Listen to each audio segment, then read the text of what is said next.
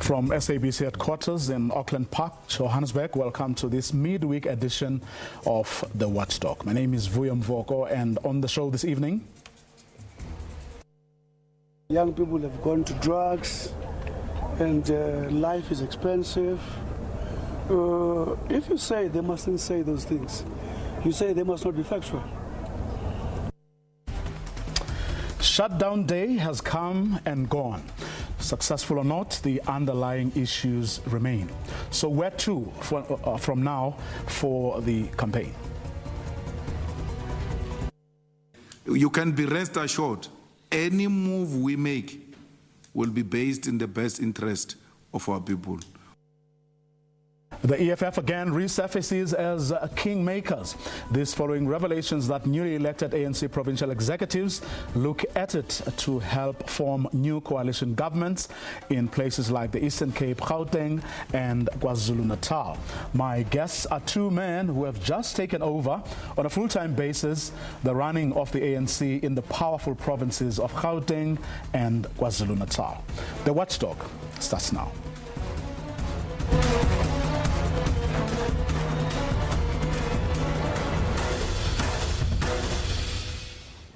We begin here. The national shutdown organized by Labour Federations COSATU and SAFTU went ahead today with protests around the country. They were calling on the government to deal with poverty and unemployment levels. Other demands include a 1,500 rands basic income grant, the de-escalation of the interest rates, fuel, electricity and food costs, an end to the privatization of government institutions, as well as an end to wage cuts and below inflation wage increases in both the private and public sectors. While the economy was not totally brought to a standstill, there were disruptions, with some businesses deciding to close shop for the day. Labour Federation, SAFTU and COSATU showed a united front as they handed over a memorandum of demands to the presidency. Hundreds of their members marched to the highest office in the land. They're bemoaning the rising cost of living driven by higher fuel and electricity prices, among other factors. COSATU has called for a cap on the fuel price. The cost of living in this country is so unaccessible and affordable to the working class. You will know that those who are likely to be employed today, they are unable to transport themselves to work because the salary that they are taking home is actually less to that which they are using to go to work. Economic activity in the Bloemfontein CBD was partially disrupted as the march proceeded to the provincial government headquarters. Learners at some schools also returned home as teachers joined the march. The Labour Federations are demanding a basic income grant for the unemployed and a minimum living wage for workers. We are affected by the standard of living in this country. It's deteriorating on a daily. Directly and indirectly, it's affecting, in particular, black families. I don't know when am I going to be employed permanently. I want a permanent post. I want my salary to be increased because we're struggling. All the money that we're getting there, it's peanuts. COSATU in the Eastern Cape hopes the newly appointed provincial cabinet will prioritise the needs of workers. COSATU members marched to the office of the Premier as part of the national stay-away. The Eastern Cape is saddled with a 42% unemployment rate. COSATU in the province says there are no engagements between the Federation and the provincial government. Workers are in their own right to demonstrate where they're not happy. Of course, issues that they are raising in their memorandum are issues that are cutting across. They are not only affecting workers, they are affecting people of our country. In Polokwane, marchers gathered from all 5 districts of the province. While the march was peaceful with no destruction of property, more than half of the businesses shut down for the day. COSATU President Zingiswa Losi and SACP General Secretary Solima Baila joined the workers. The frustrations that workers are feeling on the floor is the fact that what they are taking home and what they are using to get to work does not correspond. The national shutdown had little impact in the Northern Cape. COSATU members descended on Kimberley streets, but it was business as usual for residents around the city. The trade union and its affiliates handed over a memorandum of grievances to Premier Dr. Zamani Sol. Meanwhile, Minister in the Presidency, Mondli Gungubele, described government's reneging on the 2018 multi-year collective salary agreement with unions as an unfortunate discord. He says government will avert that situation at the negotiating table this time around. Unions have signalled that if their demands are not met, they will embark on another shutdown in October. I'm sure you know we tried to do a temporary reduction of fuel cost, which ended in July. And you know fuel cost decreased this month, and the anticipation is that next month it will continue to decline. The Minister of Agriculture ring-fenced 1.2 billion to improve food production, to support farmers, do everything to reduce their input costs so that we can be able to produce food with the hope that we'll deal with the price. Well, some opposition parties, however, believe the call for a national shutdown was a reckless one. SABC journalist Kenny Mapanga has more. Mixed reaction from political parties as workers painted the streets of the nation red, marking a national shutdown over, among other things, load shedding and the rising cost of living. The DA argues that the call for the shutdown was a reckless one that will produce consequences for the economy. The Democratic Alliance believes that the call for a national shutdown is a reckless one that will have far dire consequences for our economy, which is slowly starting to recover from some of the damage that was caused by government's insistence on continuing with the COVID-19 lockdown. Therefore, these calls, especially at a time when even the price of the cost of living is so high, where the cost of fuel is high, where the cost of electricity continue to suffocate poor people, will mean that they will never recover ever. Echoing similar sentiments, the Freedom Front Plus also warned of the possible consequences to the economy. All South Africans have valid reason to be frustrated and angry at the current state of the South African economy, at load shedding that's detrimental to livelihoods, at the poor service delivery facing South Africans daily. But a national shutdown and these protests organized by trade unions will not serve the purpose of addressing these problems and crises, but will rather lead to further decline of the economy.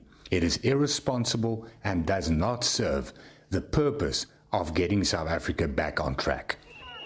The National Freedom Party, however, says that it stands with the working class of South Africa. The sad reality is that the living conditions have reached levels that are unacceptable and unaffordable to ordinary workers in this country. The time has come for various labor unions, different political parties to work together and speak in one voice for the sake of the working class in South Africa. Meanwhile, COPE cautioned that this was not the last protest in the country due to the high cost of living. State capture and corruption have collapsed the economy of this country. We will see more and more people going into the streets marching because life has become very tough. The cost of living is rising by the day.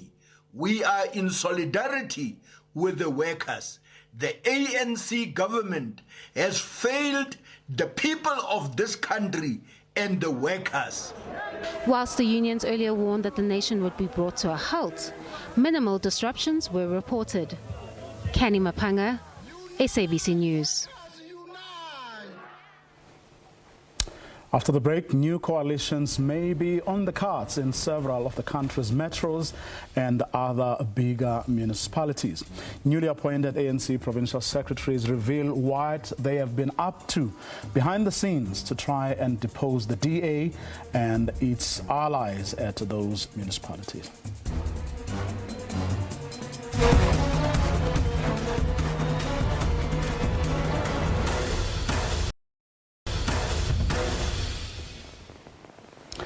DA leader John Steenhuisen is adamant the ANC and its allies won't succeed in what he calls the destabilization of coalition governments in the Gauteng metros.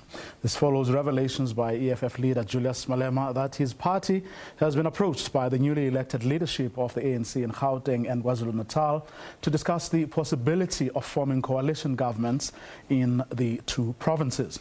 Steenhuisen made these remarks while briefing the media on the status of coalition governments in the economic hub of the country.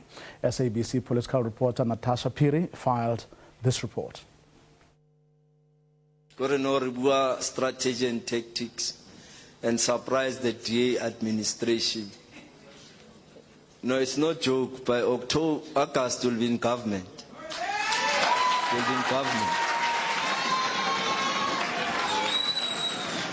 Born again.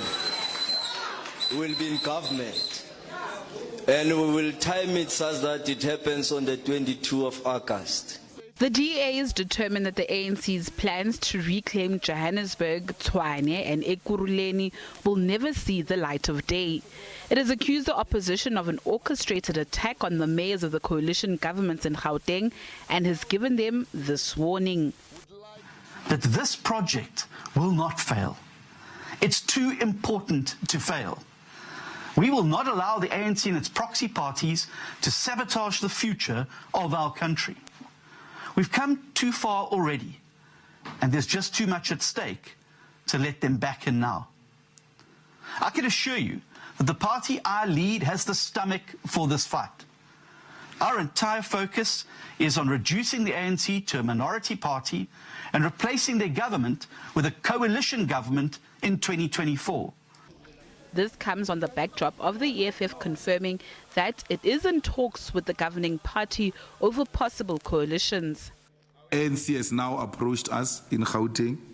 They want to have a discussion about municipalities, and we welcome any form of engagement with anyone, as long as whatever engagement is based on improving the lives of our people.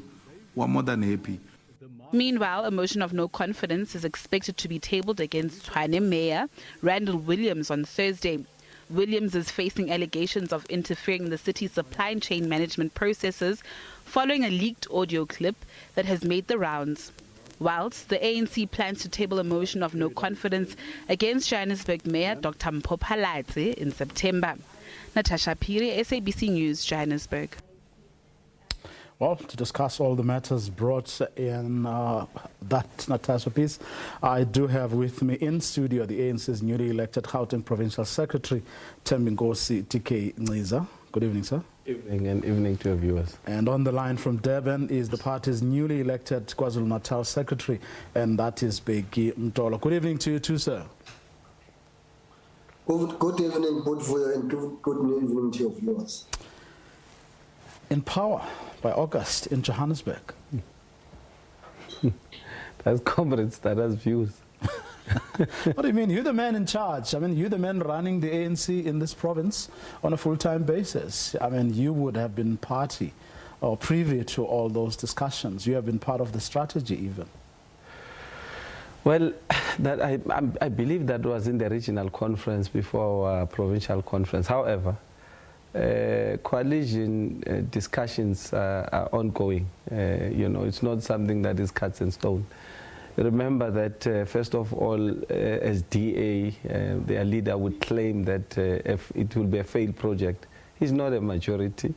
He needs a lot of parties to be in charge. He's not even a number two party, or rather a number one party in terms of majority in these councils. So for him to speak with confidence like that, you'll have to wait and see. But the reality is that we share the same constituency with many parties that are in charge, or rather that are majority in many of these councils. And the fact of the matter is we should have a principled agreement. And our discussions will be with those who have an interest for our people, serving our people, You would have seen in many municipalities, you know, they are in the state of collapse. I mean, if you go to Ekurhuleni, when it was under the African National Congress, it had many successes that we can talk about for the longest of time. Where DA believes it's governing, you know, in collisions, many of their collisions would have collapsed. But John Steenhuisen has every right to feel confident, you know, because, I mean, how it happened that the DA snatched some of these metros right under your noses, because clearly you didn't have a plan after the November 1 results were declared. Look at it. I mean, in Tswana, the ANC got 75 seats. The ANC got 69. Yeah, you look at Ekurhuleni, the ANC got 86 seats and the DA 65. And from what Julia said yesterday, in fact, the DA mayor didn't even know that she would be mayor that day, because until they actually, he called Helen Zille and said, look, we're prepared to give this to you, which meant that you, the ANC, actually slept on the job. You must appreciate the fact that there is new leadership in Gauteng and most probably in KZN. And the leadership is very clear. And I mean, we would have seen how devastating it is in many of our areas in Tembisa, how the electricity has just, the electricity bill is just too much for our people. They can't even afford it because their budget is not even proper. And it is affecting, including EFF and many other parties that share the same constituency with us. So what is happening in these areas and these metros are affecting all the parties that share that constituency. You might even have to go to Tswana. You know, you get a mayor who wakes up and just do some elicited bid that, you know, is unlawful. That tells you that you've got people who are unexperienced in running government, number one. Two, who care less about the laws of this country.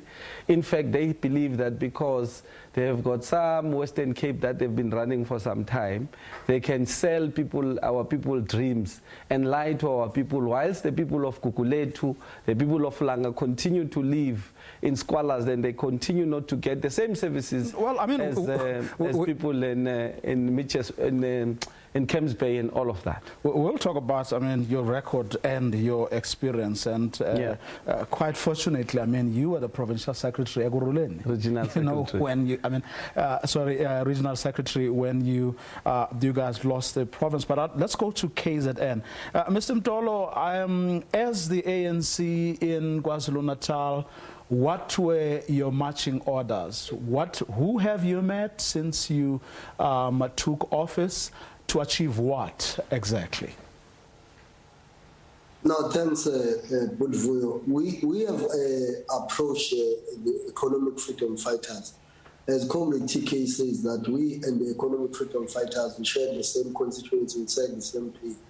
And I think both of us were appreciating that the arrangement to work with the notorious corrupt IFP is not sustainable, because, you know, IFP has never been an organization that is known of doing service delivery. For example, if you go to Mhlatuze now, the mayor of Mhlatuze goes with almost 6 cars, 14 bodyguards. The mayor of King Cetshwayo, who's their provincial chair, Councillor Tamintuli, has just launched a borehole last week in Kanda, which cost 6 million rand. You know, the expensive borehole you can get in the country is around 300,000. And it's going around boasting that they are just there. Not even stealing money, they are looting it like it's nobody's business. I think they know that their coalitions are short-lived. They are wanting to steal as much as possible so that those who will come, they will come to an empty government. Then we are starting, I think, with the shortest period of time, we'll have to conclude those negotiations. And I think we are very fine, because at the end of the day, we both agree that we need to put the interests of the people of KwaZulu-Natal who are living in those municipalities. You would know that in KZN, the most poor district is Zululand District Municipality, which has never been moved itself under the head of the IFP.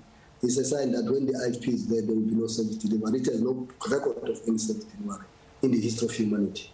Have you given these talks have you set any timelines as to when you hope to have concluded them, and exactly which municipalities do you think you'll be able to snatch from the IFP on the basis of the conversations that you've started or kicked off with the EFF? We are targeting 18 municipalities that we think they must be rescued from the corrupt IFP and the careless IFP that doesn't care about the people. Then, and I think we're going to win that, and then we're going to move forward to make sure that our people get the best of the service delivery, and to continue when we learn. And another thing is that, as yourself you were showing in Gauteng, the MIT is created. IFP is a small party. It only, out of 54 municipalities in the province, it only won 7 outright municipalities. All municipalities that is leading through coalition. But it's messing up there big time. I think the mess they are doing is going to be more than 30 years to recover. Just 6 months that they're in office. They ought to be removed. Sooner we remove them, the better for our people. But remember, I mean, this is an IFP that is on the comeback. If the latest numbers are anything to go by, it saw a dip, but it is, coming back again. If you look at both your... No. IFP not coming back. Look at the votes they've got. The IFP has not got even a single new vote that it has got in the past 10 years. It has maintained its voter support. In fact, in Zululand, it has lost significantly. It has lost significantly in Ulundi from 91% to 63%. It has lost significantly in Nongoma from 84% to less than to 48%. It has lost significantly in Abakulus and Vryhead. It has little bit gained in Lupongo. IFP, it has lost significantly in Udumbe. IFP is regressing. Its fact is dying a natural death. That's why the only thing that is governing through coalition, 18 municipalities. Once we scratch those 18 municipalities, IFP will be left with only 7 municipalities, which are poor rural and of the 54 municipalities. It's a non-starter. To be honest, IFP is a non-starter. Well, I mean, as everyone has been saying, coalitions are the future. They may not they may not have, gotten an outright majority, but the fact that you worried about them, it means that they are a factor to be reckoned with, and perhaps a question you should be asking is why you have not been able, to win those municipalities outright yourselves. But we are not worried about the IFP. We are worried about its behavior of looting people's money that denies people service delivery. That's what we are worried about. We are not worried about it as a party per se. As a party, we don't care about it. What we are worried is conduct when it comes to government. That it just loot money like there's no tomorrow. Okay. Yeah. It's actually, what Biggie is saying, those are the same accusations that have been leveled at the ANC wherever one goes.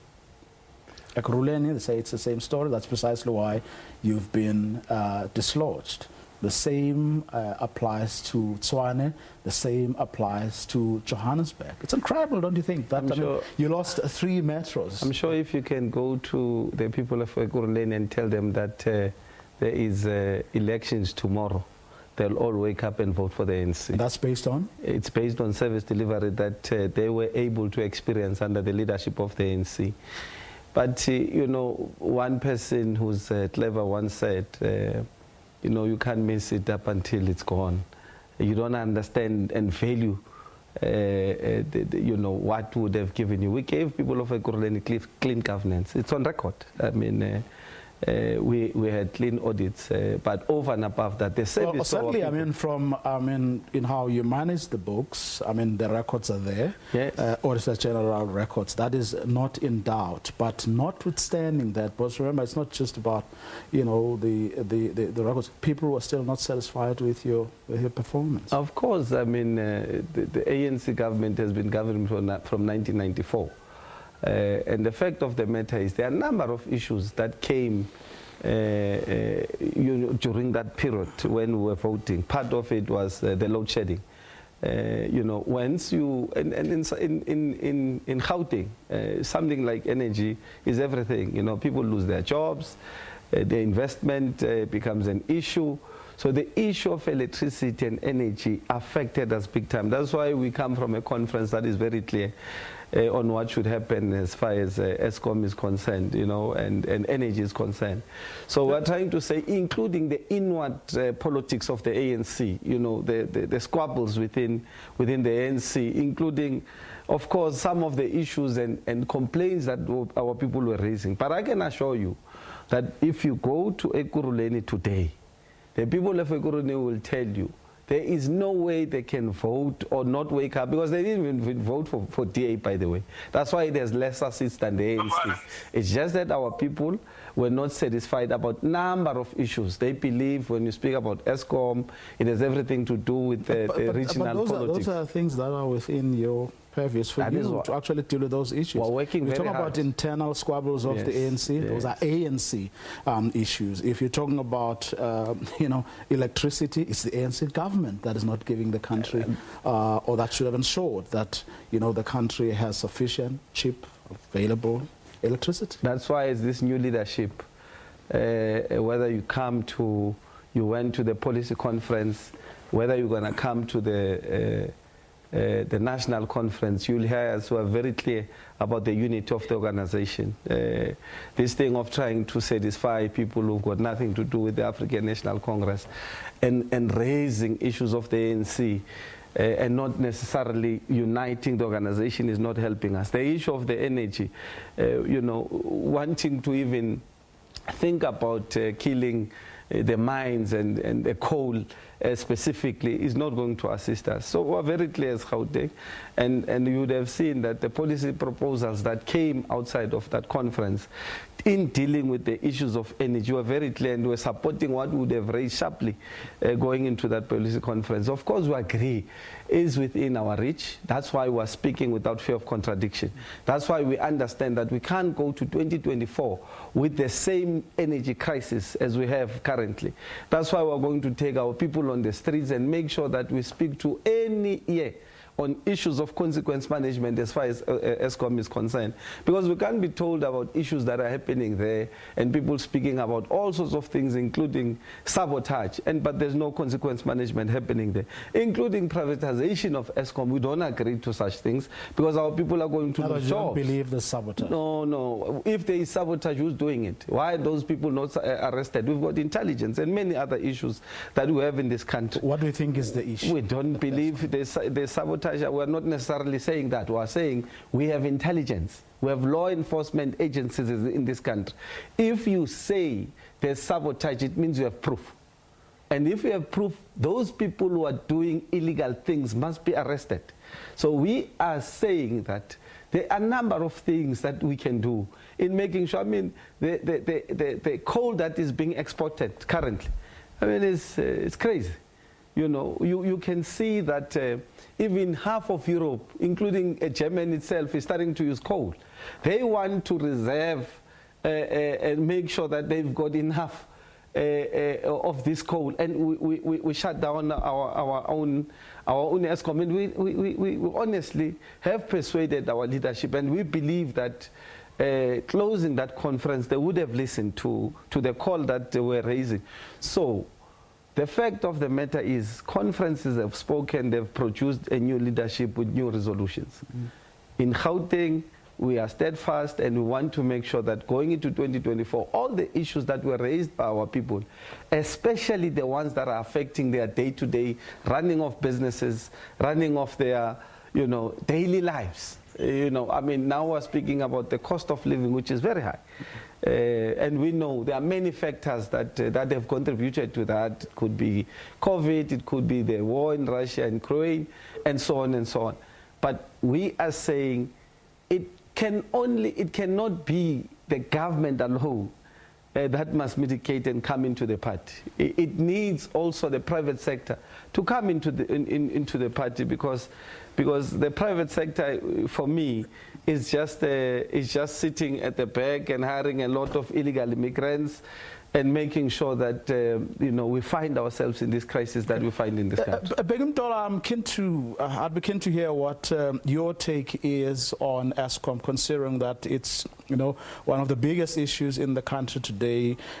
Today's supposed shutdown was as much about that as, of course, it was about unemployment, rising costs of food and transportation and so on. Just you understand, because not too long ago I had someone from your province who also speaks on behalf of the Youth League task team, who even went further than TK here in saying there's no sabotage. Some of your comrades who are in charge or who have executive and other responsibilities for Eskom should actually take the fall. In fact, resign even, because they're not performing at the duties that they've been given. Our immediate target case, the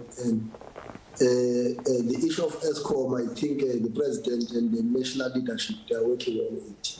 And you're satisfied? Is beyond our capacity. Our capacity we have now is to remove the corrupt IFP from government. That's our immediate task. And then we mustn't be defocused, because to waste time on things that are beyond our control is a waste of time. It's going to divert us. We are focused. We want to remove a corrupt IFP out of government soon as possible and put a government that will serve our people. But why is that more important than providing electricity to the communities? In other words, why is the removal of the IFP more your priority than the provision of electricity to people's homes and businesses? As we speak today, it's more important, because even if you have electricity, in Newcastle now, you remember when the provincial treasurer and Toko came into that municipality 2019 as a mayor, he reduced the Eskom debt from 280 million in 2 years to 143 million. IFP has increased that debt drastically, significantly. They are collapsing. Lund is bankrupt municipality, and I believe King Tedwayo and Mhlatuza are going to be insolvent in the next 3 months. Then that's needed, because they won't provide, even if electricity is there, but they won't be able to buy. For example, King Tedwayo won't be able to buy materials and chemicals to treat water to serve to our people. So now we remove them, the better. It's immediate. Is it only the IFP that, the EFF, Begi, that you are speaking to, or are there other people who will make your dream come true, the removal of the IFP, that is? Remember, we also have our coalition partners that we are already working with, but there are other municipalities where you just need the ANC and the EFF to take over the municipalities, like they are doing now. We find that in other municipalities, it's only the IFP and the EFF that can govern. And then when the EFF comes to us, we can govern alone. Then other municipalities, of course, where we got coalition partners, we are not going to neglect those coalition partners, but want to strengthen so that government must be smooth and must be mutual understanding and all that, because the primary objective for us is to make sure that our people get services as much as possible, quickly, efficiently, and effectively, which is not happening now under the IFP-led municipalities. Do you think that you only need the EFF, or are you approaching other people as well? We like Begi would have said, Comrade Begi would have said, we have coalition partners that we have worked with very well for the longest of time. Would continuously want to work with them.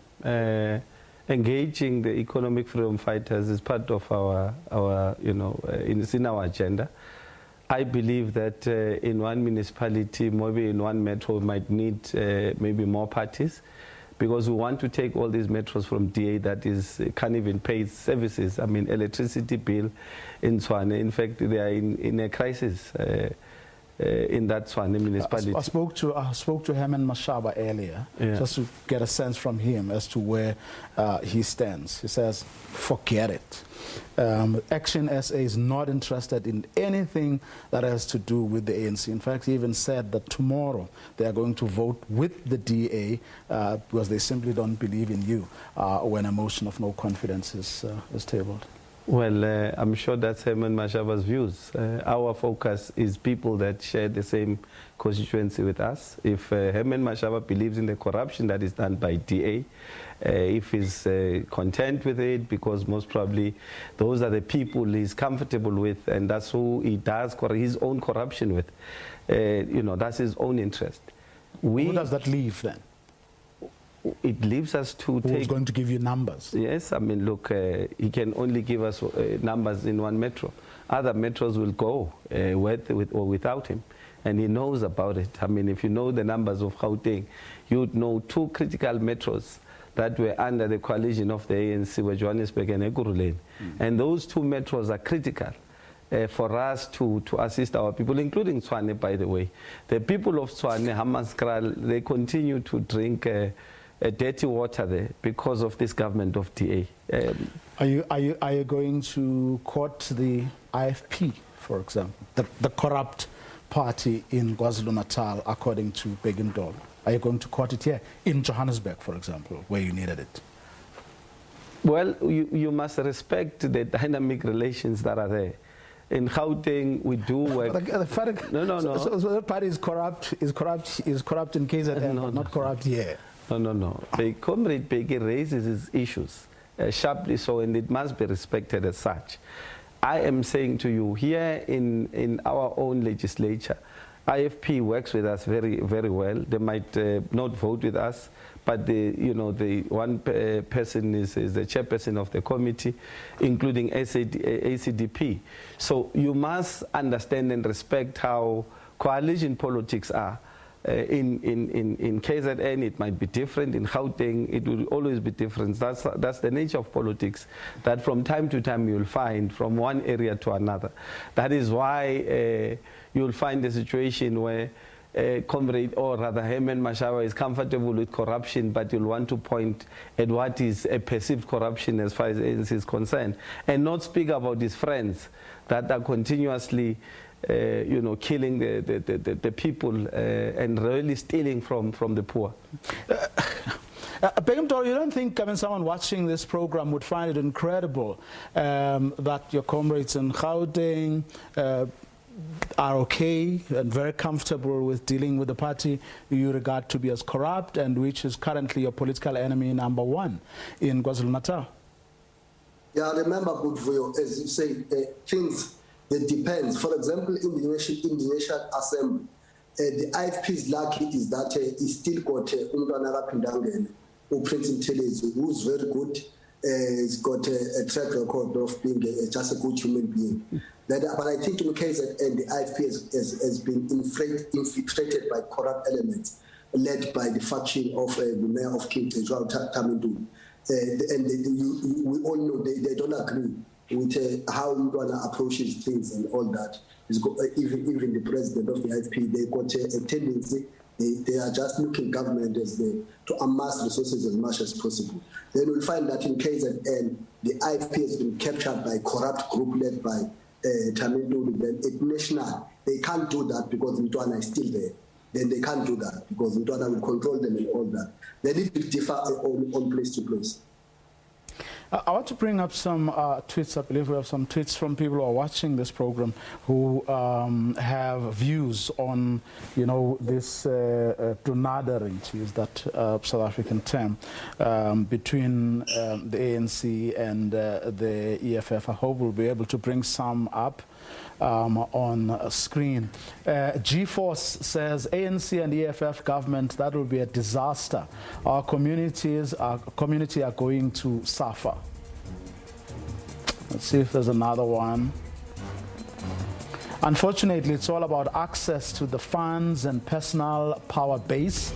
I'm not aware of my ANC municipalities that got good governance and ethical standards. Do you want to take that one, TK?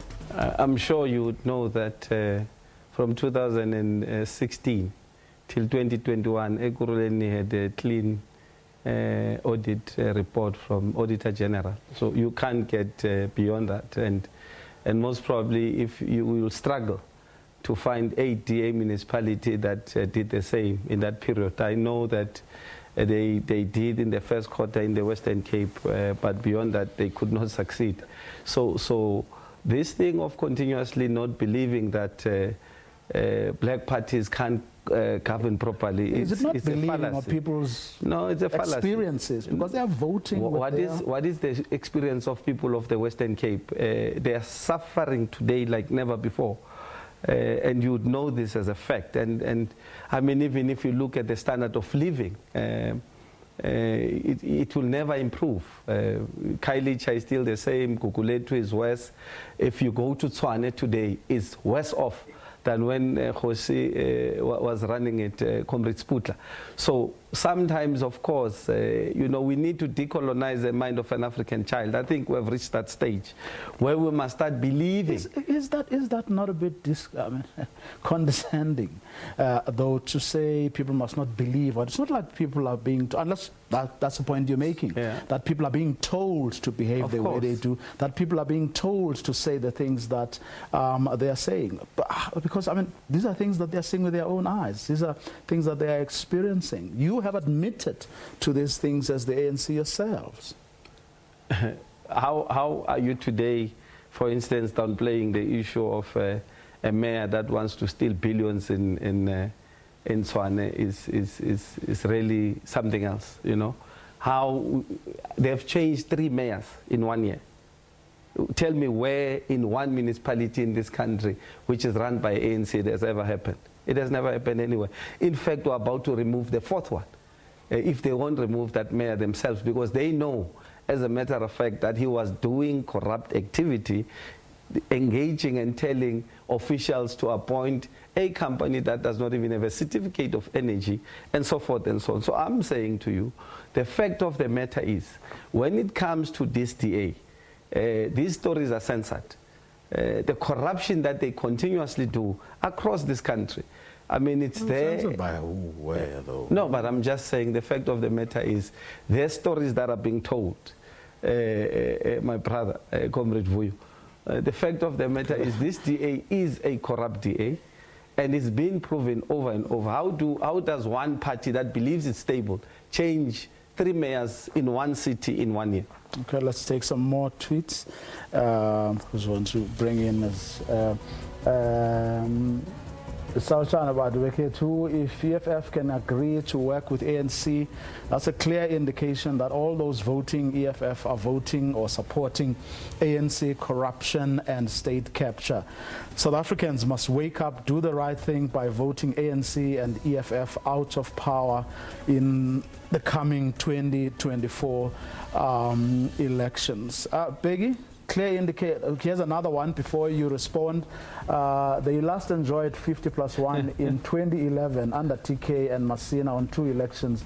They got under 50%. You'll take that one. But I mean, you want to take the one before that on corruption, Peggy? Now, for example, that you are 2 birds of the same feather. No. I think it's what is correct. What TK is saying. You see, remember the influence of the mass media, print and digital, it's more on our people. Umhlathuze under the ANC, under the mayor there of the ANC in Dumitlongo, as we speak, 1 November 2021, when the IFP was getting in there, it filed a clean audit. King trial, it filed a clean audit. Then, but I can tell you now, I can guarantee you, I can bet, they won't get a clean audit this year. They will never. Then you would know, Parkstead, where I was a mayor, you would know, reports are there. It was always #1 in KZN for almost 5 years. It was one of the best performing municipalities, stable and all that. And then, but what, that you don't show it in the media. And but let alone that some of the accounts in here that you show, I just remember of political parties, some of them are fake accounts as spokes to want to challenge us. But also, you would understand that I don't remember you go to only 10 tweets, you get more tweets, but you decide which one to show on the screen. It's a mass system that we want to influence the views of society. But the truth is that lies got short legs. People, they know that the ANC has delivered. When we took over from 1994, almost less than 30% of people got access to water, to sanitation, to electricity. Today, it's more than 80%. We've built the best schools, we've built the best hospitals, we've built the best road networks in Gauteng, in KZN, for example, all over the country. Then we've increased the middle class. If you go to Chemini, in Adams, around Manzimdoti, you will see that people have developed under the ANC government. Their lives have changed. Yes, there are still challenges of unemployment and other development, but not that we've done nothing. Is that what people are told every day, they believe is true, yet it's not true. Okay, I mean, how did you get from, for example, getting 50 plus and now to hardly making it? I think I would want to start with a question. I'll come back to that one because really, I would want to start with a question that says, you know, what Comrade Ntolo was addressing as well. A person who's comfortable with a DA supported by EFF coalition, which does not even speak to the same constituency. DA does not even, or will not even focus on the poor, making sure that they deliver for the masses of our people. They've shown it without any doubt. Many of our townships are losing service delivery. It's worse, it's bad in our townships. If you go there, there's no services at all. Most probably, if you don't care about our people, you would say a coalition of DA supported by people who don't even know or believe that EFF can vote with DA. It's a decision that gets taken by a political party depending on the conditions at the time. I believe that many of our parties have realized that continue to vote with DA is actually collapsing our people. So I think we need to rethink some of these things. If you want to speak about Ekurhuleni, and I'm sure, Comrade Ntolo would have raised this thing sharply. Some of these people are people who are, in political parties, playing politics. For me, it's neither here or there. We ran a stable government in Ekurhuleni. Mr. Ntolo, here's one directed at you, a tweet that is. It says, Comrade Ntolo must take into consideration that the Eskom crisis does affect the life of people in KZN. We can't talk about creating jobs while there is an energy crisis. I agree. The only thing is that it's a national competency. Everybody knows that Eskom is a national competence. I do agree, but I said to ask that from me to provide a solution, you are literally asking me to shoot above my weight. I said the president and his ministers are doing their best. All we said at the press conference, we as delegates of KZN supported by Gauteng and various provinces, is that Eskom must be moved to a correct department led by Minister Mandajo, whom we are very glad because he's a coal fundamentalist. He doesn't hide. He believes that it must be mixed energy use, but we must not do away with coal as a base load of electricity. That's how far we can go. That's what I was saying. Not that electricity. Of course, we'll see. I can speak here, but I've got no power.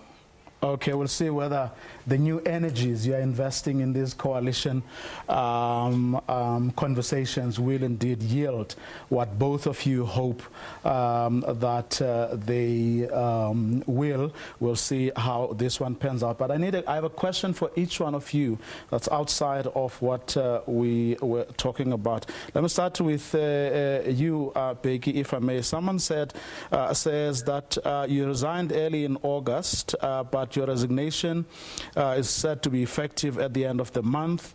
What example are you setting if you are active in your new role but are still drawing a salary from Greater Kokstad? I think that person, he doesn't understand what is called a transition. This is a transitional matter that you resign and make it effective so that you prepare the processes of government. You can't just, you see, government doesn't run like that. Where even big corporates, you know, that big corporates, for example, they will announce a CO a year before that. On March next year, a certain CO will come in. That's how you run normal processes to prepare society, because society doesn't want to be surprised. Okay. Remember, a mayor is somebody who's very important in the institution. And business, farmers, the society must be prepared that the mayor will resign. But they can't just wake up. Tomorrow there's no mayor. Okay. You must prepare them that the mayor will leave. TK, quickly, are you guys pushing for Panyaza to be premier and for the current premier to go to cabinet? Sooner rather than later. No, Comrade Makura is a premier. Comrade Panyaza is a chairperson of the ANC. The internal politics of the ANC allow them to continue like that. Well, we'll see how that goes. Let me thank both of you for coming through this evening. These are the General Secretaries of Gauteng and the KZN, respectively. And that's our show for tonight. To join us again tomorrow night, same time. Good night.